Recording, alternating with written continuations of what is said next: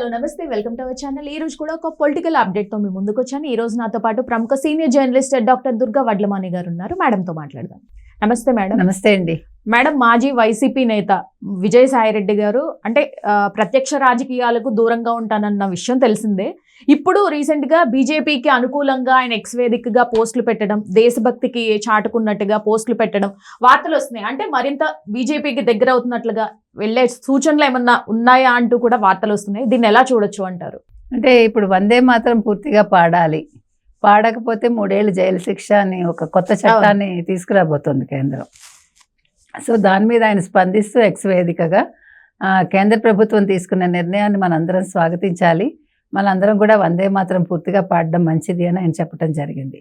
ముఖ్యంగా మనకి విదేశీ మతాలు, వలస పాలకుల వల్ల మనం 120 ఏళ్ళు సగం సగమే వందే మాత్రం పాడామా, మనవి బానిస బతుకుల, మనం ఇంకా మనకి హృదయం ఉండదా, మనకి మానవత్వం ఉండదా అంటూ మాట్లాడటం జరిగింది. ఆయన దేశభక్తి గురించి, తర్వాత విదేశీ మతాల గురించి, తర్వాత వందే మాతరం గురించి మాట్లాడారు. సో దీని మీద అంటే ఆయన మాట్లాడిన మాటలు చూస్తూ ఉంటే ఆయన బీజేపీకి అనుకూలంగా ఉన్నారు అనే ఒక మాట వినిపిస్తోంది.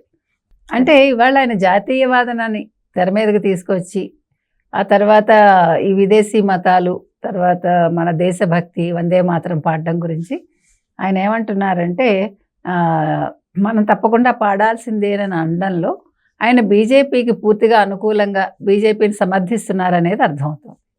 రెండోది, ఆయన మీరు అన్నట్టుగా నేను వ్యవసాయం చేసుకుంటాను, నేను అసలు రాజకీయాలకు అతీతంగా ఉంటాను, అసలు రాజకీయాల్లోకి రానన్న పెద్ద మనిషి.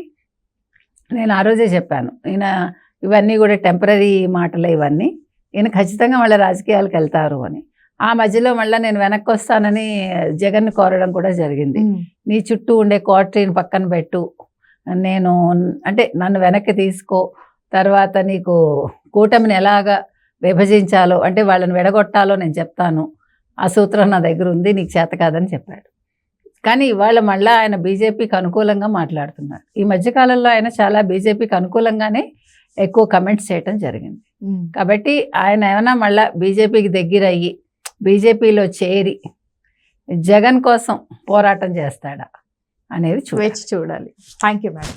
Thank you.